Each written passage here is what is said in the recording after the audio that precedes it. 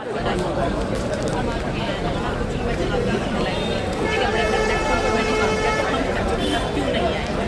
ये सिर्फ इतनी तो मांग है हमारी कि टीसीएस ला दीजिए या तो किस एग्ज़ाम कंडक्ट करवा लीजिए, उसमें भी ये कोई नहीं कर रहे इस चीज़ को। और सारे टीचर्स को बदसूरती से उठा लिया, अभी आगे तरह से उठा लिया, ठीक है, थोड़ा सा क्या कहाँ रखे हैं उनको, बाकी सर वो कहाँ रखे हैं? घुमा रहे हैं बस कर रहे हैं क्या? अरे यहाँ मत उनका ये पॉलिसी है कि आप लोग की भी डाइवर्ट हो जाए। जब तक हम लोग इन बच्चों के लिए सबसे बड़े सपोर्ट में हम शिक्षक हैं, हमें ही उठा लिया तो ये लोग डिमोटिवेट होकर निकल जाते हैं, लेकिन नहीं मैं जाएंगे। समझ रहा हूँ इनकी जो रणनीति है, मैं समझ रहा हूँ। मैं भी आर्मी बैकग्राउंड से हूँ, एक समाज सेवी भी हूँ, अच्छे से समझ रहा हूँ।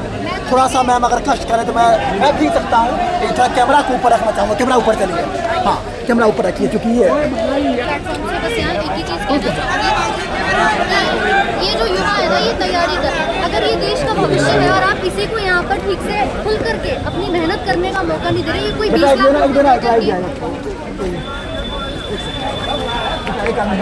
आंधी में पेपर खरीद तो नहीं रहे। ये बच्चे यहाँ 5-5 सालों से मेहनत कर रहे हैं। ये किस लिए मेहनत कर रहे हैं? जिनके पिताजी यहाँ 500 रुपये का एक फॉर्म भरने के लिए परेशान है कि वो पैसे कैसे जुटाने हैं। जिनका लास्ट है, जिनकी एज यहाँ पहले कोविड की वजह से बच्चे परेशान हुए।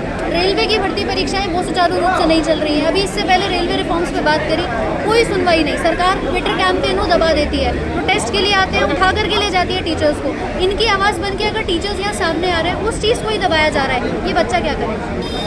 हर बार ऐसे ही हो रहा है। अपनी बातों को सरकार, हमारे भारत के अंदर डेमोक्रेसी है। हम यहाँ किसी एक नेता के शासन में नहीं काम कर रहे हैं। डेमोक्रेसी है, सबको अपनी हक की आवाज़ उठाने का यहाँ पर हक है। अब सिर्फ ये इतना कह रहे हैं, हम फेयर तरीके से पेपर चाहते हैं। आपने आखिरी मोमेंट पे एडिक्विटी को यहाँ पर टेंडर दे दिया। उसका बैकग्राउंड आपने देखा कि वो अभी तक जितने भी पेपर कराई है, कहीं पर अगर उन्होंने ठीक तरीके से फेयर सिलेक्शन प्रोसेस कराया हो, माउस नहीं चल रहा है, कीबोर्ड नहीं चल रहा है, सेंटर्स ऐसी जगह पर दिए हैं कि बराबर में शादी हो रही है और ऊपर पेपर चल रहा है। कोई बच्चा डीजे डांस के इन गानों और आवाज़ों को सुनकर पेपर दे सकता है? नीचे पीजी है, ऊपर पेपर चल रहा है। गाँव ऐसी जगह पर जहाँ कोई पब्लिक ट्रांसपोर्ट काम नहीं कर रहा है, बिजली नहीं आ रही है, ऐसी जगह पर आप पेपर दिलवा रहे हैं। आप चयन प्रक्रियाओं में नाना प्रकार की कंडीशन लगा देते हो, जो इतना ये चीज़ सब सारी चीज़ें सिस्टम आपकी जो है पूरी सख्त है, और जब आप ले रहे हैं तो उसमें सारे लूप होल बने हुए हैं। आप ले भी ठीक तरीके से नहीं रहे हैं। आप एग्जाम कंडक्टिंग बॉडी एक तरीके से अगर आप बना रहे हैं तो एक फेयर सिलेक्शन प्रोसेस हो। बच्चे को कहाँ जाना है, लड़कियों तक को इन्होंने ऐसी ऐसी जगह पर सेंटर्स दे रखे हैं। बच्चे सोच रहे हैं कि जाए किस तरीके से। 400 किलोमीटर दूर से सेंटर बोला गया था कि इस दायरे में हम सेंटर देंगे। 500 किलोमीटर तक दूर इन्होंने सेंटर्स भेजे। अंडमान निकोबार सोचिए, कोई यूपी का बच्चा होगा वो अंडमान निकोबार जाएगा, कैसे जाएगा? ऑलरेडी मेरे साथ अभी तक टीसीएस पेपर ले रहा था, हम बहुत अच्छे से तारीफ कर रहे थे। हम रेलवे वालों को भी बोल रहे थे कि भर्ती बोर्ड को टीसीएस से सीखना चाहिए। लेकिन जब यहाँ पर बात आती है आरटीपीटी की, उन्होंने वेंडर चेंज किया। एग्जाम टाइम है 9 बजे का, गेट क्लोज होने का, बच्चा 9:30 बजे तक बाहर है। बाहर एंट्री हो रही है, उसकी एंट्री नहीं हो रही और बाद में कह देते हैं 15-20 मिनट का टाइम दे करके कि आपका पेपर खत्म हो गया।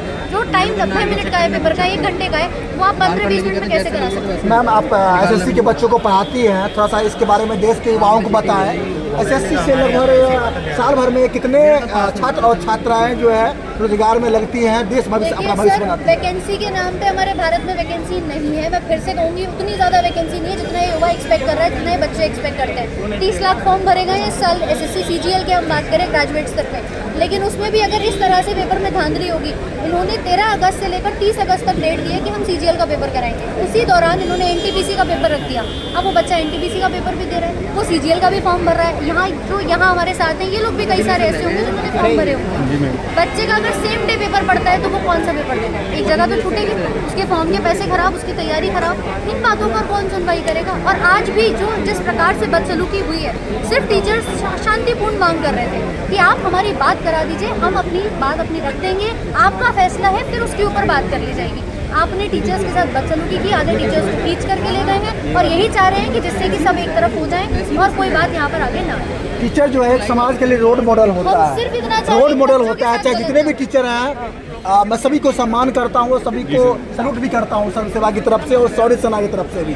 तो जितने शिक्षक हैं भारत के भविष्य बनाने वाले, जो उसमें अपना महत्वपूर्ण योगदान दे रहे हैं, समय दे रहे हैं, समर्पण दे रहे हैं, सर्वोच्च निछावर कर रहे हैं, उनको मैं सल्यूट करता हूँ। उसके साथ अगर सरकार ऐसी भेदभाव करती है, शासन प्रशासन के दम पर धक्का मुक्की हो रही अगर ऐसी जो है उनके साथ जातीय करती है तो कहीं ना कहीं ये देश के लिए दुर्भाग्य है। भविष्य कैसे बनेगा देश का? आप यही बताइए कि जब आप इन्हीं को यहाँ पर मौका ही नहीं दे रहे हैं, ये बच्चे यहाँ पर परेशान है, तो आप आगे क्या एक्सपेक्ट कर रहे हो कि ये बड़े स्तर पे जाकर के सिलेक्ट होकर क्या ये यहाँ पर फेयर काम कर लेंगे? क्या ये बाद में सेम चीज़ नहीं करेंगे कि 20 लाख इनसे भी मांगे गए थे, चलो हम भी यही धांधली करते हैं आगे जाकर? हर किसी के मन में आता है, ये युवा है, बहुत मेहनत करके ये बच्चा अपनी तैयारी कर रहा है, यूट्यूब से फ्री पढ़ करके। हम तो इन बच्चों को फ्री पढ़ाना हो, चाहे यहाँ मैदान में उतरना हो, हर चीज़ में इनके साथ है। लेकिन जब सवाल आता है ना सरकार का, सरकार बहुत गंदे तरीके आप से कहाँ हैं? मुखर्जी नगर से? अब मुखर्जी नगर से है, हमारा रैंकर्स गुरुकुल यूट्यूब चैनल है, साइंस में पढ़ाती हूँ, राधिका मैम नाम है मेरा, ठीक है, आप सर्च कर सकते हैं, बायोलॉजी साइंस पूरा बच्चों को, यहाँ रेलवे हो, एसएससी और चीज़ की क्लासेस दी जाती है तो यूट्यूब मैम पर। आप एक चीज़ बताइए, अभी तो कुछ टीचर्स को, शिक्षक को अरेस्ट कर लिया गया है, उनको डाइवर्ट कर दिया गया है, करेंगे वो कुछ नहीं, कुछ समय बाद छोड़ देंगे वो टीचर, कोई ऑफेंस नहीं किया है, कोई उन्होंने लेकिन मुद्दे से देखिए, भटका दिया देखिए, सर से। जो शांति क्या होगा? अगला बात स्टेप हो क्या सकती थी, जो सर शांति हम ऐसे ही रहेंगे बच्चों के साथ, हम नहीं जाएंगे सर यहाँ से। और हमारे बच्चे हम यहीं रहेंगे, हम यहाँ से जाएंगे नहीं। सवाल एग्जाम का नहीं है, सवाल है अभी जो पेपर चल रहा है, अभी जो पेपर चल रहा है उसमें धांधली है। आने वाले अगले 10 दिन में 13 तारीख से पेपर शुरू हो रहा है सीजीएल का, बहुत बड़े स्तर पे होगा, पूरे भारत में बच्चे बैठेंगे वहाँ पर, उसमें अगर धांधली हुई उसको कैसे आप दोबारा री एग्जाम कराएंगे? इन बच्चों का तो टाइम एफर्ट, तैयारी का टाइम है सर, हम यहाँ पे घूम रहे हैं इस चीज़ को देख करके मारपीट हो रही है सेंटर्स के बाहर, तो उनका तो यहाँ पर सब चीज़ खराब होगी। आप या तो पेपर पोस्टपोन करें या इन बातों के ऊपर सुनवाई करें कि भाई क्या क्या आप आगे फर्दर कर सकते हैं, किस तरह से हमारा टीसीएस जो था या तो उसको आप वेंडर दे दीजिए वापस से, और फर्दर आगे इन बातों पर बैठ करके थोड़ा सा आप अपनी तरफ से बात करें कि आखिर क्या होना चाहिए। सुझाव होना चाहिए यहाँ पर, सिर्फ ये नहीं कि उठा करके टीचर्स को इधर उधर कर दिया, ये बच्चे वापस कहाँ जाएंगे? मैं जानता हूँ मैम कि संसार में सबसे अधिक शक्ति जो है ना टीचर के पास ही है, जो एक कोरे जो है मिट्टी से उसको हीरा बनाती है, सोना बना देती है, एपीजे अब्दुल कलाम बना देती है और अटल बिहारी वाजपेयी बना देती है। तो आप सीजीएल की तो बात ही छोड़िए और सीपीओ की बात ही छोड़िए, और उस जो समस्या में अब क्या करेंगे, क्योंकि संवैधानिक पावर नहीं है, सुनिए, संवैधानिक पावर नहीं है, संवैधानिक कोई शक्ति नहीं है टीचर्स के पास, नहीं है। यही तो दिक्कत है, लेकिन अपने हक की आवाज़ उठा सकते हैं। उठाएंगे सर उस शांति। आप बताइए कि क्या भारत के अंदर हम अगर ये चाहते हैं कि हमारे साथ चीज़ें गलत हो रही है, ये बोलना भी गुनाह है? मैं बिल्कुल आपके साथ हूँ, मैं बिल्कुल सर्व सेवा डंके की चोट पर। लड़ाइयाँ नहीं कर रहे हैं, हम तो शांतिपूर्ण गुहार कर रहे हैं। इससे पहले 2 महीने पहले भी ये प्रोटेस्ट हुआ था इसी जगह सीजीओ कॉम्प्लेक्स में, सब बच्चे गवाए इस चीज़ के। हम यहाँ रात तक बैठे थे, चेयरमैन साहब ने यहाँ पर पूरी बात बताकर कि ठीक है हम तरीके से अपने काम को कराएंगे, पेपर भी कंडक्ट होगा। इन्होंने 2 महीने का डिले भी किया, जो नोटिफिकेशन मार्च के बाद अप्रैल में आना था वो भी डिले करा, और उसके बाद भी सेम चीज़ें, वेंडर चेंज कर दिया लास्ट में। तो जब एक बार रिफॉर्म होने के बाद भी एक बार मांगे हुई, प्रोटेस्ट हुआ, उसके बाद दोबारा से कर सकते हैं, तो आगे क्या भरोसा कर लें हम कि अभी आप हमें चुपचाप भेज देंगे फिर वापस से? चलिए मैम आपके लिए मैं एक पहल करता हूँ, अगर आप लोग मुझे समझते हैं और मुझे आशीर्वाद देते हैं, विश्वास करते हैं, तो जितनी संस्थाएं हैं भारत में बहुत सारे जो बच्चों की, चूँकि इसमें सभी भारत के बच्चे हैं,